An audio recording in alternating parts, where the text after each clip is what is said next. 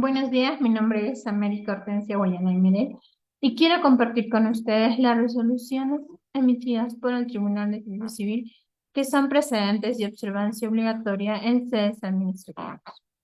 El Tribunal de Justicia Civil es la segunda y última instancia administrativa en temas de recursos humanos, ya sea en acceso a la ley de reforma magisterial, el ascenso dentro de la ley o la terminación del vínculo laboral o los procesos administrativos disciplinarios que se puedan versar sobre ello. Voy a tomar temas respecto de hostigamiento sexual y para hostigamiento sexual el Tribunal de Servicio Civil tiene algunos criterios establecidos en tanto que los testigos que se realizan en este tipo de infracciones son tanto más el agresor y el agredido, generalmente en ambientes cerrados, en donde no se puede, o no existen muchos casos testigos referenciales. ¿Qué son los testigos referenciales? Son aquellos testigos que pueden determinar la realización o la comisión de una situación de hecho, ¿no? Entonces, por ejemplo, si por el hecho se hubiera cometido dentro de una institución educativa y estuvieran solos el estudiante y el profesor, los padres de familia que hubieran pasado por ahí cuando el estudiante salía llorando de la institución educativa en cierta hora determinada, donde no es jornada laboral educativa, o vieron ingresar al docente en una actitud sospechosa, o, o no tuvieron razón, le preguntaron por qué hacían en la institución educativa, de repente el portero, de repente la señora de la tienda, de la bodega, de la librería. Entonces, este, son aquellos testigos que te pueden ayudar a determinar que efectivamente esa situación se produjo y esa situación, y con la determinación de que una situación se produjo, da mayor validez a la declaración de una o de otra parte, ¿no? Entonces, son testigos referenciales de mucha ayuda que las comisiones de procesos administrativos disciplinarios consideramos bastante para imponer sanciones determinadas a los docentes. En este caso, el docente pues le había enviado al estudiante conversaciones de connotación sexual para mantener una relación sentimental, ¿no? Y fue sancionado con el literal F del 49, que es justamente uno de los numerales o literales que te permiten sancionar por una falta muy grave, es decir, la destitución de manera permanente de la carrera pública magisterial. En su recurso de apelación, este docente había argumentado en su en su descargo, perdón, había señalado que pues había sido sancionado de manera ilegal, que no se habían considerado los peritos para determinar que efectivamente esa conversación se había producido entre el docente y la estudiante, que la estudiante previamente había sido secuestrada por su enamorado, que las declaraciones del estudiante no son corroboradas de manera auténtica, que el Ministerio Público había archivado este caso y que no habían encontrado un delito, ¿no? Que la motivación que se había realizado era de manera este, insuficiente. Y es que aquí la norma establece dos tipos de motivación que pueden invalidar un acto jurídico, que es la motivación, carencia de motivación absoluta, que conlleva la nulidad del acto administrativo, y la insuficiencia en la motivación que conlleva a la conservación del acto por por la verdad que se contiene en los actos administrativos, y que, siendo que este vicio es un vicio no trascendente y no afecta en la decisión que ha tomado la entidad respecto a este caso, ¿no? El Tribunal de Servicio Civil ha considerado toda esta normativa jurídica para la protección de niños, niñas y adolescentes, y esto es justamente un criterio jurídico observado de manera obligatoria en todas las sentencias o en todos los actos administrativos emitidos por la administración pública, ¿no? Y es que el Tribunal de Servicio Civil pide que todas las entidades apliquen la Constitución en el artículo 4 respecto de la protección que reciben este grupo etario de la comunidad y del Estado. También pide que se aplique la Convención de los Derechos del Niño suscrita por el Perú en 1990 respecto de preservar a los niños, niñas y adolescentes contra toda forma de maltratos, no explotaciones, abuso sexual, perjuicios, eh, situaciones en las que se afecte la integridad física, moral o psíquica de los niños, y esto mismo está protegido en el Código de los Niños y Adolescentes, ¿no? Asimismo, el Tribunal Constitucional, en la sentencia 2079 del 2009, establece la equidad entre lo que es el interés superior del niño y los intereses de los adultos o los intereses que se vean contrapuestos, ¿no? Y es que los niños tienen etapa, de- una etapa de desarrollo en las que sus decisiones no tienen la convicción que las que sí tienen los adultos. Y por lo tanto se les brinda este tipo de protección para que puedan ejercer sus derechos en igual situación que cualquier adulto o cualquier interés que se venga contrapuesto. Los niños tienen esta protección de manera individual, de manera grupal o en comunidad etaria. Entonces, ellos gozan de este interés y este tipo de protección es el que se exige de manera jurídica por el Tribunal de Justicia Civil. Las faltas al impugnante, obviamente, fueron eh, debatidas o quisieron ser argumentadas con el principio de presunción de inocencia, ¿no? Y el principio de presunción de inocencia exige la aplicación del principio de oficio y el principio de verdad material. Una vez aplicados estos principios, se puede determinar si efectivamente hay una presunción de inocencia.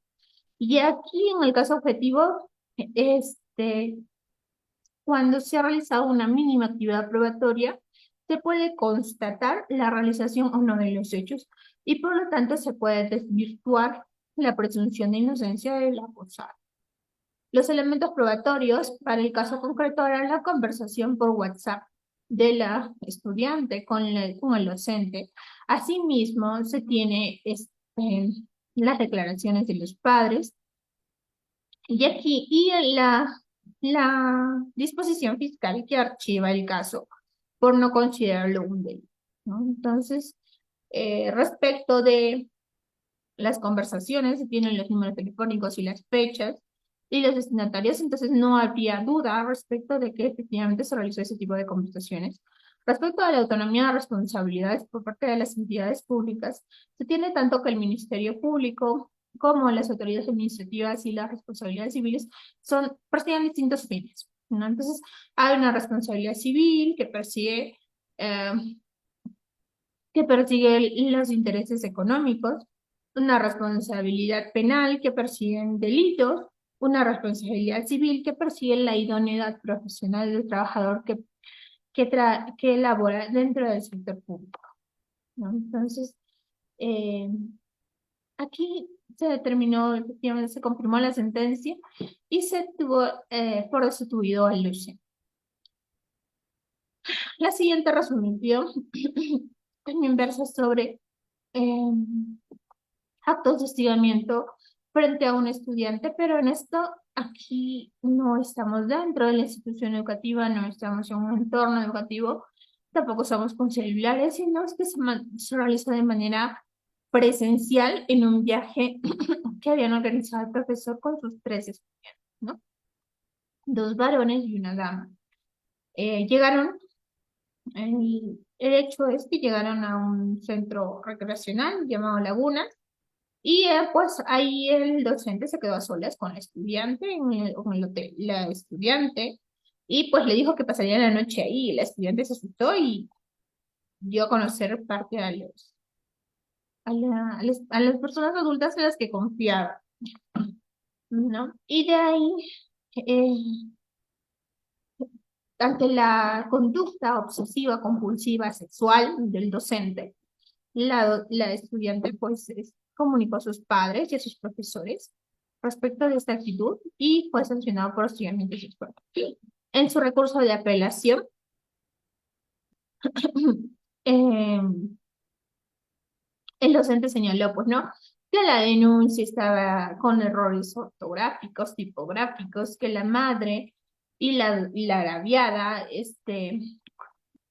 se contradecían en sus declaraciones, que no se había tomado en cuenta su descargo, que no habían argumentos ni sustentos del medio probatorio objetivo, que los testimonios de la progenitora y la madre, los acusados y todo el mundo era falso, que no había un sustento legal, no había una motivación, que lo contenido en las cámaras Gesell era, no era coherente, no era congruente, no era lógico, que no cumplían los requisitos establecidos en el Tribunal Constitucional y que la Cámara Gesell no había considerado ese tipo de requisitos, que no se había realizado la investigación administrativa correspondiente, que no se había practicado un reconocimiento legal, tampoco un informe psicológico, ni psiquiátrico, ni no se había considerado su presunción de inocencia.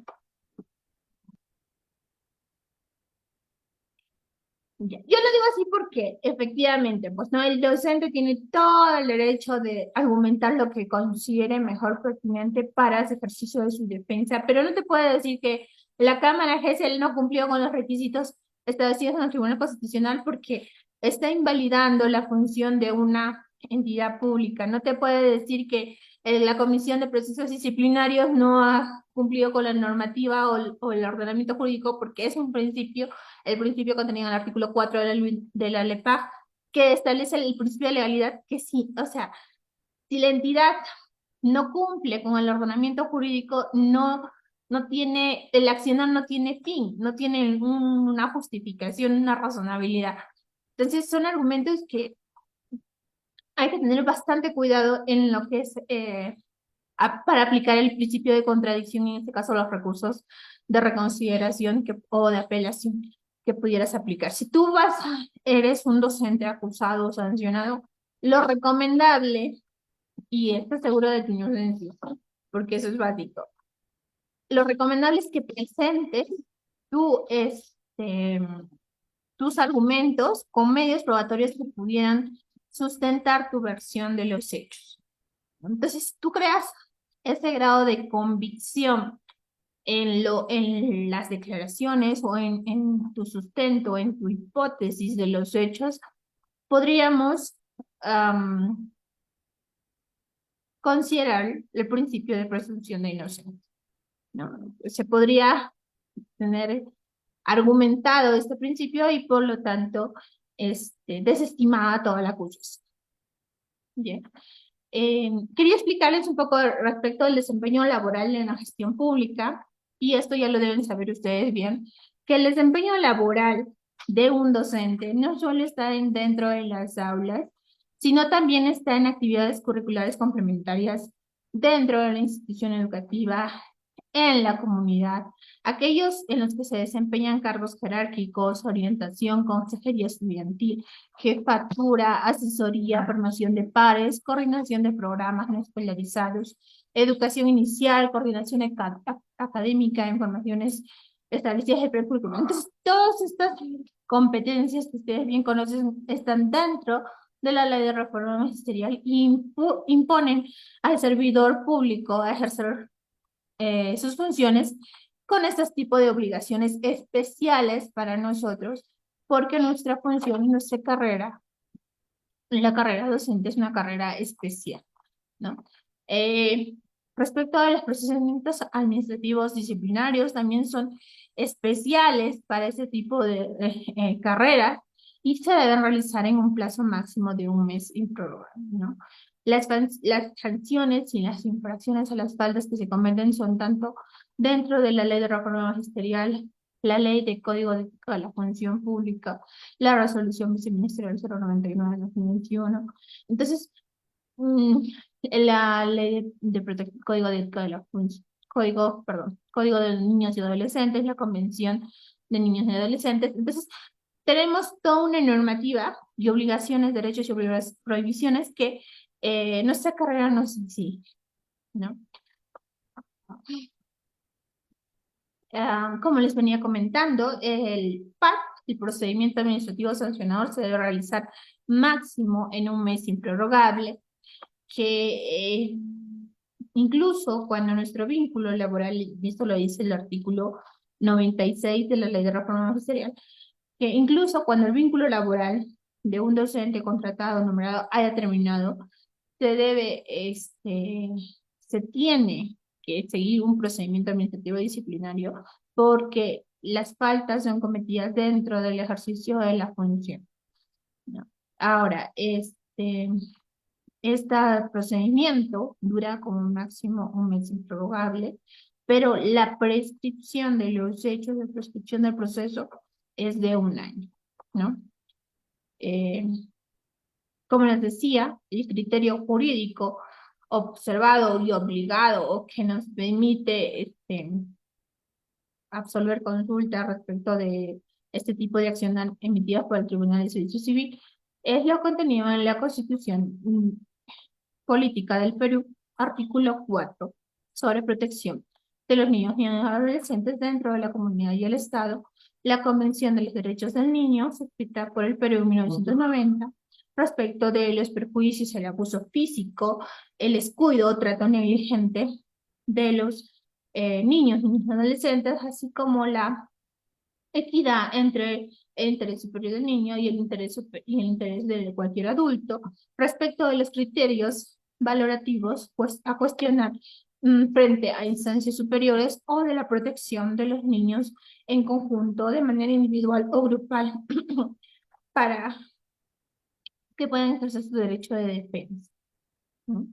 La ley el reglamento de la ley 27942 establece, pues, no, cuáles son los criterios o qué es lo que se considera como hostigamiento sexual. Entonces acá incluimos tanto el maltrato físico, psicológico, acoso, abuso, violencia sexual en agravio de los estudiantes. Y el hostigamiento sexual es toda aquella conducta de naturaleza o connotación sexual o sexista en un ambiente intimidatorio, hostil o humillante que afecte su actividad académica o laboral o formativa dentro de una situación, ¿no?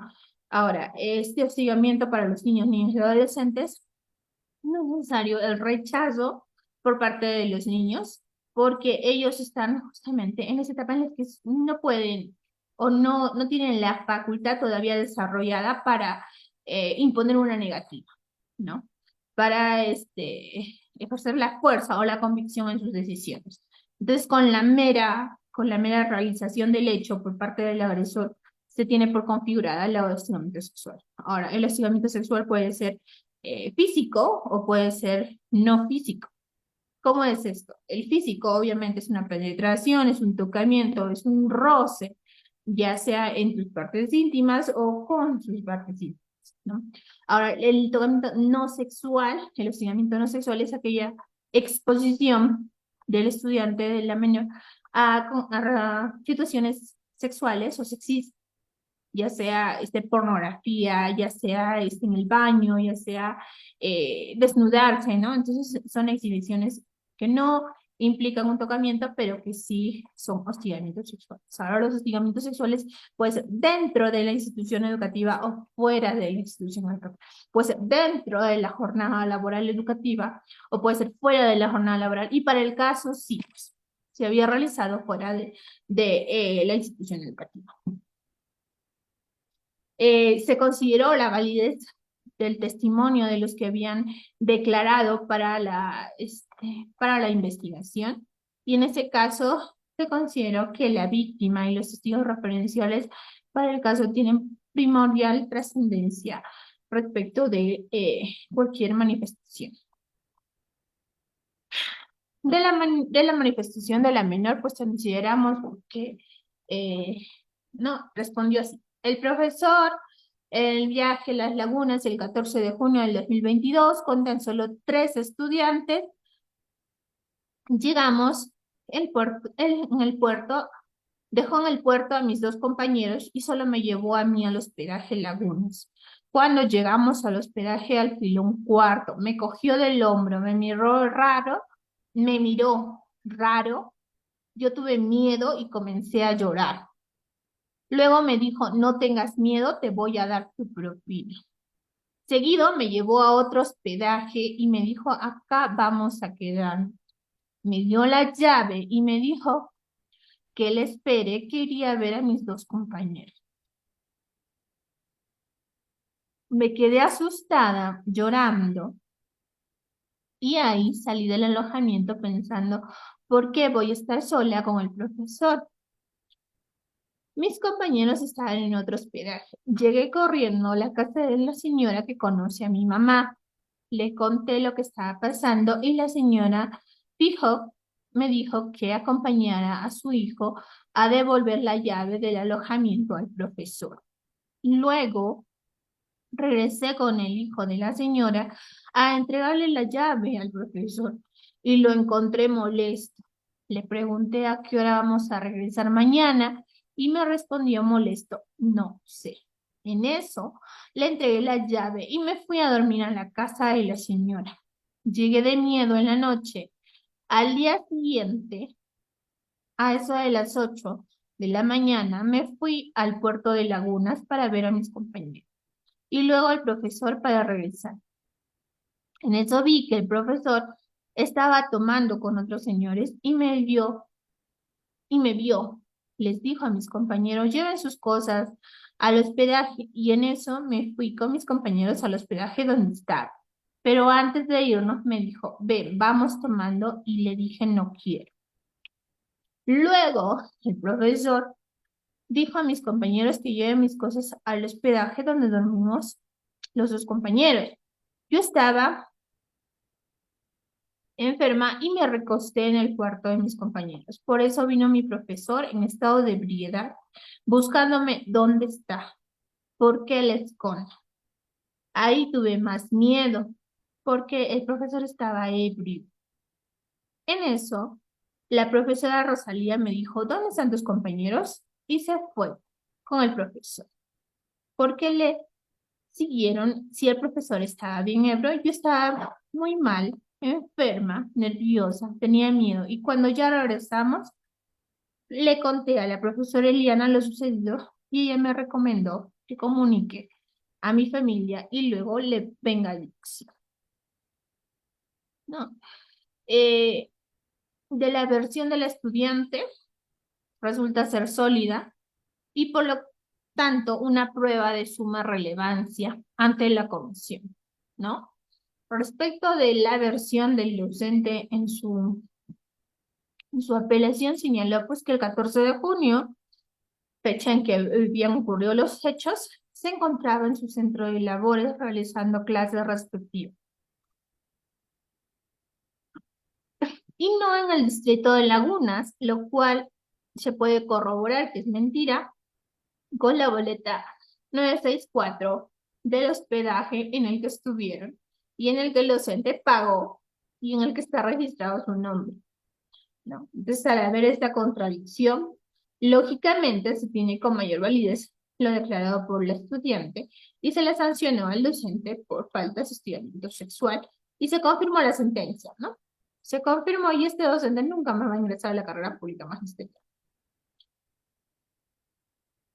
La resolución 213 del 2023 eh, es la sanción que se le impone a una docente por haber trabajado o haber sido adjudicada con un título falso, ¿no? Eh, se le dice que, bueno, había transgredido los literales I, N y Q del artículo 40, que son deberes de los docentes, A y B del artículo 2 de la Ley de Código de Ética, que son principios de idoneidad, probidad y veracidad en el ejercicio de la función pública, ¿no? En su apelación, pues no, la docente con todos sus derechos, tiene el derecho de contradicción y ejerció, los, señaló, pues no, que no se habían cumplido los principios de procedimiento administrativo, de legalidad, debido procedimiento, razonabilidad, imparcialidad, verdad material, que no se habían cumplido con los requisitos de validez del acto administrativo, que no se había cumplido con demostrar que su título era falso, que había prescrito la falta, que no había una motivación, que los miembros de la comisión no habían sido elegidos legalmente y pues que todo el procedimiento administrativo no cumplían con los principios de la norma que la norma establece, ¿no? El artículo 43 de la ley 29944 señala que los profesores que se desempeñan en las áreas señaladas en el artículo 12 de la presente ley, de gestión pedagógica, gestión institucional, que trasgreden los principios, deberes y obligaciones, prohibiciones, incurren en responsabilidad administrativa y son pasibles de sanciones según la gravedad de la falta y la jerarquía del servidor funcional. Y la gravedad y la falta de la gravedad de la falta están graduadas de acuerdo a las circunstancias contenidas en el artículo 78 de esta misma ley, ¿no? Aquí puedes ver circunstancias agravantes, como pues la concurrencia de uno o más funcionarios, como las circunstancias en las que se cometieron, como el daño causado, como la intención del accionar, como la concurrencia, la reincidencia, ¿no? Además, tenemos que las áreas de desempeño laboral pedagógica son aquellas que comprendan los profesores que ejercen estas funciones en la enseñanza en el aula, en las actividades curriculares complementarias en el interior de la institución educativa, en la comunidad, en los cargos jerárquicos de orientación, consejería estudiantil, jefaturía, asesoría, formación entre pares, coordinación de programas no escolarizados, educación inicial, coordinación académica, formaciones establecidas en el plan curricular, ¿no? Entonces, todos estos ámbitos son aquellos que se comprenden como función docente y por lo tanto susceptibles de procedimiento administrativo sancionado. ¿Qué te dice, no? ¿Qué te dice el artículo 96 de la Ley de Reforma Magisterial respecto de la aplicación de procedimientos administrativos disciplinarios para docentes? Y señala que, pues, ellos son sancionados respecto a faltas graves o muy graves o infracciones que se cometen en el ejercicio de sus funciones, ya sea por afectaciones a los principios, deberes, obligaciones y prohibiciones de la Ley de Reforma Magisterial o aquellas infracciones cometidas al la Ley de Código de Ética de la Función Pública. Además, te señala que esta investigación, este proceso administrativo disciplinario tiene que realizarse en un mes improrrogable. Pero la realización de este mes no es la prescripción. La prescripción es la capacidad de sancionar de la entidad pública que tiene como plazo un año desde la emisión del informe preliminar de la comisión al titular de la entidad o de la unidad de gestión educativa local, ¿no? Entonces, incluso esta figura de prescripción en ningún caso puede determinar la impunidad de las faltas que se cometen los funcionarios públicos o administrados, sino que debe preservarse en un plazo razonable. Incluso se puede determinar un año y un mes en caso sea razonable para la situación, ¿no? La prescripción normada o regulada por el principio de legalidad de acuerdo a la ley de reforma constitucional 29944 establecida en el artículo 105, establece pues que, como les decía, es de un año desde el conocimiento del titular de la unidad de gestión educativa local, ¿no? Que dentro de ese plazo el docente tiene el ejercicio o el derecho de ejercer la defensa que necesite o que considere conveniente, ¿no? Que la prescripción opera sin perjuicio de la responsabilidad civil o penal que hubiera legal. Y es que aquí, como les digo, las responsabilidades civiles, penales, administrativas son responsabilidades diferentes. Yo puedo tener responsabilidad en materia penal y no tener responsabilidad en materia administrativa. O al revés, puedo tener responsabilidad administrativa y no tener responsabilidad penal. O puede ser que tenga responsabilidad en ambas o en ninguna, ¿no? Pero es que cada responsabilidad es independiente, ¿no? Para el caso, el docente fue comunicado con el inicio del procedimiento el 8 de febrero del 2021 y fue sancionado el 28 de septiembre del 2021. Entonces, aquí no se cumplió el año de prescripción de inicio del PAC que es uno de los tipos de prescripción, no siendo la única, pero no se cumplió ni ese requisito, entonces no se aplica. Ahora, eh, mm, se procedió a verificar si la institución educativa que había emitido este título, en este caso la Escuela Sudamericana de Extensión Cultural para el Perú, ESEC, había sido, había sido o está autorizada para emitir títulos pedagógicos. ¿Cómo se verificó esto? Se emitió se realizó una fiscalización posterior, en la que mediante oficio 2895 del 29 de septiembre, la dirección de entidad solicitó a la DREL Educación de Lima Metropolitana confirmar la validez o certificación de registro de 13 títulos, eh, entre los cuales se encontraba el título de Estado docente. No. El, entonces, la Dirección Regional de Educación de Lima, eh, a través del memorándum 394 del 2021, emitido por la Oficina de Atención al Usuario y Comunicaciones en la sede, comunicó.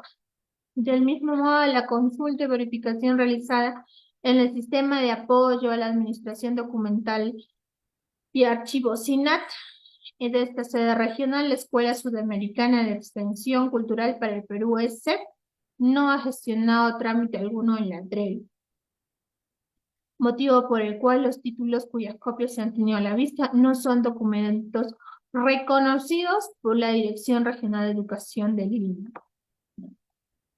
Y ahí te muestra el detalle, los nombres y apellidos, la institución y la fecha de expedición, ¿no? Que obviamente no está relacionada, que está la resolución directoral con la que supuestamente el título fue reconocido y que no se relaciona con la administrado, con la docente que fue adjudicada a la plaza, ¿no? Eh, además, señala, ¿no? En ese sentido, se procedía a verificar si la Escuela Sudamericana de Extensión Cultural para el Perú cuenta con autorización para brindar el servicio educativo superior y, en consecuencia, otorgar títulos de profesor a nombre de la Nación. Al respecto, cabe indicar que de la verificación del sistema informático CIA no se tiene registrado ninguna institución con la denominación Escuela Sudamericana de Extensión para el Perú, ¿no? Entonces, ni tanto ni la institución educativa que emitió este supuesto título, ni el título se encuentran registrados en una entrega, ¿no? Y no habiendo validez, no habiendo argumentos que contrapongan o contravengan la acusación de, de presentación de título falso para la adjudicación, entonces se confirmó la sentencia y se sancionó a este docente por presentar o por trabajar. Incluso se debería haber sancionado o se podría haber sancionado por haber percibido una remuneración que no corresponde a la función que realiza, ¿no? Con esto terminamos por el día de hoy. Espero... Oh, perdón. Ya. La última resolución es la resolución 219 del 2023, que es básicamente la excedencia de un personal docente, ¿no? A ver, ¿qué te define la norma técnica? La norma técnica te señala, pues, el proceso permanente y obligatorio y prioritario, que la racionalización es el proceso permanente, obligatorio y prioritario, orientado a optimizar la asignación de plazas en función de las necesidades reales y verificadas del servicio educativo que se realiza en las instituciones educativas y programas educativos. Asimismo, el numeral 8.1 de las disposiciones de la norma técnica se estableció el proceso de racionalización. Estaría a cargo de un ámbito de la institución educativa y de funciones específicas, ¿no? Ahora, en su recurso de apelación, la docente señaló que el proceso se había realizado de manera ilegal y había presentado, pues, ¿no? Su observación en los años 2020 y 2021, ¿no? Que solicitaba que se le resuelva en un solo recurso de reconsideración, y en ese recurso de reconsideración resuelto no había presentado nueva prueba, por lo tanto se desestimó su recurso. Que la impugnante tiene el derecho de interponer los recursos impugnatorios previstos en la normativa aplicable, tales como son el recurso de reconsideración y apelación, los mismos que tienen que aplicarse de acuerdo al tubo, ¿no? Que está siguiendo la normativa. Que eh, que la impugnante no ha mostrado disconformidad en la decisión de la dirección de la institución educativa al declarar sus plazos en excedencia, ¿no? Porque hay un plazo determinado y esta docente no había presentado algún reclamo. Aquí les quiero mencionar un poco respecto a los requisitos para ser funcionario público, y es la formación académica, el conocimiento técnico para el puesto, los cursos requeridos de sustentos con documentación, programas de especialización, conocimientos de ofimática, idiomas, dialectos, habilidades y competencias en general específicas, ya sea en el sector público o privado. Los principios de legalidad, que son principios básicos dentro de la administración pública para el accionar de los funcionarios dentro de la entidad pública, que les obligan a regirse o a regir sus decisiones solo con el ordenamiento jurídico, le permiten a la administración pública argumentar jurídicamente sus decisiones, ¿no? Entonces, en base a esto, la entidad había resuelto, de acuerdo a este artículo 4 del TUO de la LEPAC, que pues este proceso de racionalización estaba pendiente de pronunciamiento, y que como en el recurso de reconsideración te piden necesariamente la presentación de nueva prueba para que puedas ser evaluado tu recurso de reconsideración, la docente había incumplido con este requisito contenido en la norma y no podría ser considerado su recurso de apelación por el principio de ilegalidad, ¿no? Eh, la docente entonces presentó su medida cautelar, que también fue declarada improcedente, pero quiero explicarles un poco en qué consiste la medida cautelar. La medida cautelar es una medida excepcional dentro de cualquier procedimiento o proceso que te permite garantizar que tu derecho efectivamente pueda ser efectuado o realizado o sea aplicado, ¿no? Y esta medida cautelar pues tiene como características o como requisitos tres cosas: la verosimilitud en el derecho al fumus iuris y el peligro de la demora, que es el periculum in mora; la razonabilidad de la medida solicitada para garantizar la eficacia de la decisión. Respecto a la verosimilitud en el derecho, lo que te exige es la certeza, o la certeza, sí, de que tu derecho, de que acredites tu derecho o tu interés solicitado. Entonces, eh, esta certeza en tu pretensión, o sea,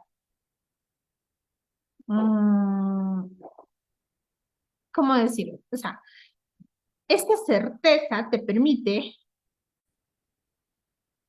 Esta certeza no es en la pretensión, ¿no? Entonces, esta certeza es en la apariencia de tu derecho, del interés que estás buscando se proteja dentro del procedimiento.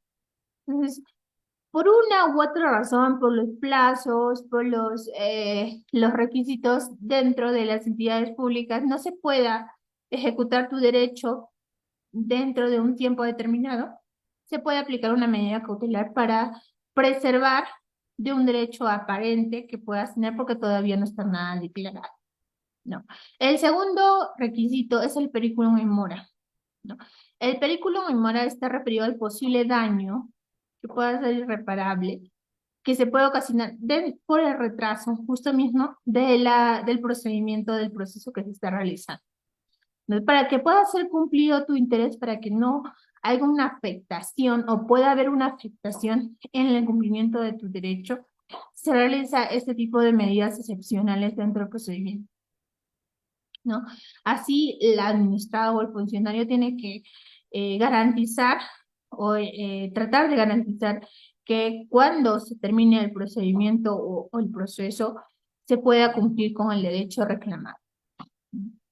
El tercer elemento, que era la razonabilidad de la medida solicitada para garantizar la eficacia de la decisión, es justamente que debe haber coherencia o relación jurídica entre lo que solicita para garantizar el derecho y lo que